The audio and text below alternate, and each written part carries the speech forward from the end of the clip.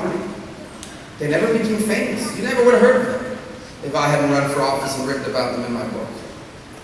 And yet I consider my parents to be incredibly successful people because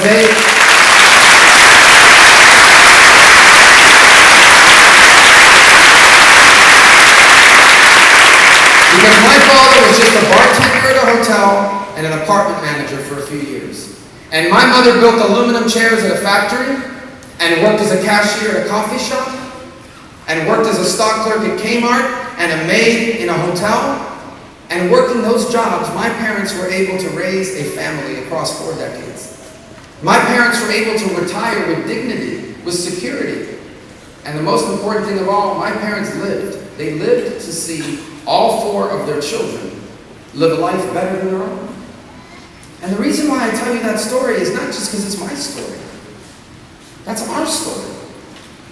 As Americans, we are all just a generation or 2 removed from that story. Whether your parents came from another country or not is irrelevant. We are all a generation or 2 removed from a grandparents who made sacrifices for your parents. We are all a generation removed by parents who made sacrifices for you. You must remember what your dad did for you or what your mom gave up for you. Or maybe that's what you're doing now. Maybe you're the young man that I met who has 2 kids and drives a taxi cab at night and goes to school in the morning because he wants to find a better job to leave your kids better off.